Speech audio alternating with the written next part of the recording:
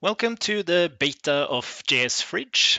The main big thing in the beta is that now you are able to create a course if you want to. You do not have to worry about, like, when you create a new course, that everyone else has immediate access to it. You actually have to publish the course before other people can access it.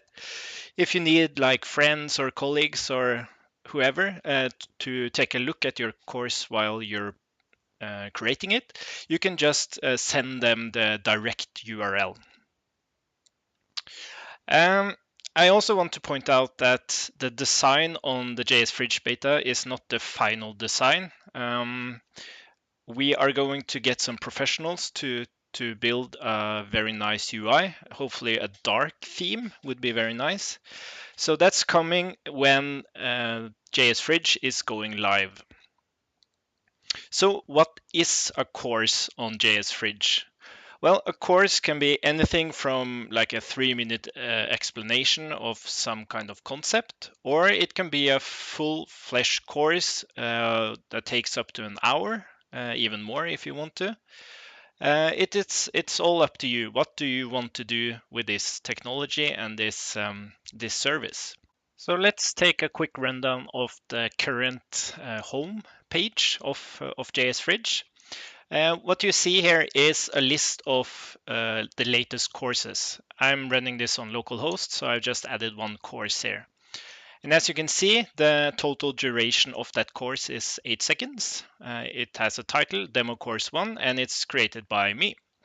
There's also a description you can create, and it has some labels. So this course is labeled with JavaScript. So if I jump to JavaScript, we still see the course. It is not labeled with MV star or Flux or HTML, so you won't see them there. So I hope this is a good way to dive into some specific stuff you are interested in.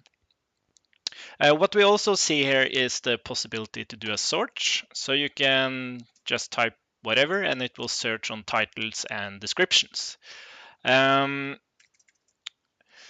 You also have the possibility to log in, and that's what you have to do to create a course. So let's do that now.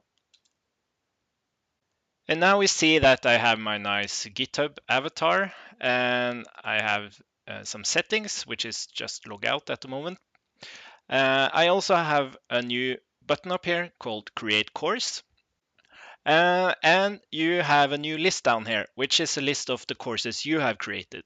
So in this case, we can see the demo course, and it's published. If it was not published, it would be red and have this ban symbol.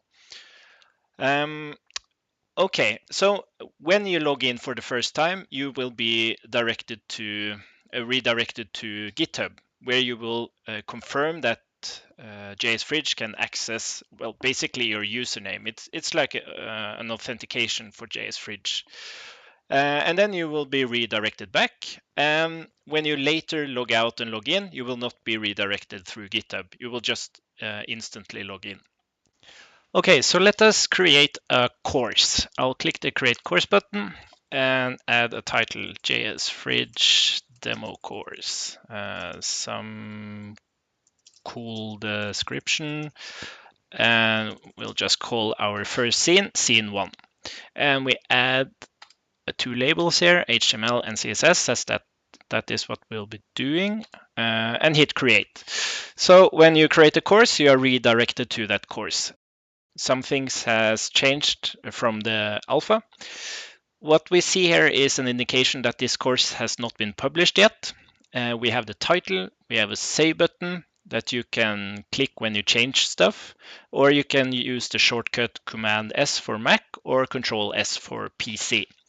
We have our play button, we have a scene selector where we also see the duration of the scene, and we have an edit button. And the settings now has a few more options. Amongst those, publishing the course, renaming the course, adding scenes and stuff like that. And we have the code editor and we have the sandbox. So what we're going to do now is hit the edit button. And now we have a clear indication that we are in edit mode. And we are going to set up our scene and then record it. So first of all, let's change this text hello world to hello JSFridge visitor, and we can save that, and we see it instantly updates. What we also want to do is add a CSS file here. Let's call that main CSS, and it automatically saves when adding new files. But we also have to be sure that this file is actually loaded in our index.html. So let's do that. Style sheet, href main CSS, saving that. Okay, so now we have our starting point. So let's start recording, and we do that by hitting record. And the browser asks for permission to use the microphone. I will allow that. And now we are actually recording. So what we're going to do here is just jump into main CSS and write some CSS code, change the color to red, and we are going to save that. And we see it updates as you would expect. Let's stop this recording. And now we can see that JSFridge is actually compressing this recording to MP3. And this is happening in the browser, and that's really, really cool. What we can do in the meantime is review this recording. And we do that simply by hitting play. And now we can hear my voice in the background. And we see that it changes to the correct files, it updates the code, and everything is happening live. So it actually replays the events. And it can be typing code, changing files, selecting text. It also records the saving of the files. So everything is happening live, though it is a recording. And that is what is so cool about JSFridge. Because if we jump to watch, and now we are like any user accessing this course and want to play it back. And when hitting play now, again, we hear my voice and we see the playback. But as we jump into the CSS file and type some code there, I will hit the pause button. And what I can do now is I can actually just jump into this code and I can change this CSS color red to blue and just save that. And that is a way to fiddle around with the code. So in any course recorded, you can just pause it at any time and you can jump into the code and change it and see the effects of your changes. And that's a very, very good way to learn how to code. It's not often you get the concept that is being explained to you before you try it yourself. But what's really cool now is that I did this change, but if I hit the play button again, it will sync back and it will work just as it was recorded. And again, we can just jump around in the recording to any point and it instantly syncs up with the recording.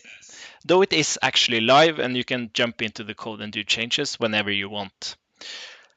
So what we're going to do now is just finish this off by hitting settings, publish the course. And when I now jump back to the front page, we see that there's a new latest course here, which is 20 seconds long. And if I jump to HTML and CSS, we see only that JSFridge demo course. And we also see that I have a new course under your courses. So there are a couple of things I just want to make sure you got, and that is the shortcut of the keyboard. You can save the course by hitting Command S on a Mac or Control S on a PC. And the second thing is using libraries, because you often want to show some kind of library. And often a library has a CDN, like jQuery, for example, and just use that like you would do it in your normal code. But sometimes they don't have a CDN, you only have access to GitHub.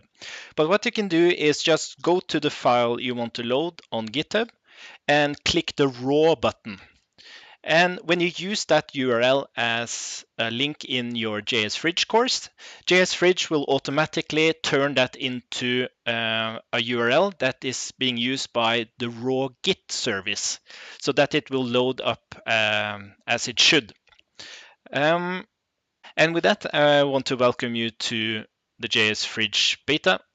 hopefully you want to log in and create a course, and it would be awesome if you published a course. We will of course create some courses and add it to JSFridge so that you can check out how we use the service. But this is very open-ended. We don't know yet how the ideal way to create courses are yet. And there's probably some functionality missing. There are most certainly some bugs. But that is why we have this beta. So please give us some feedback and try to create some content. And we hope this will become a really great service. Thank you very much.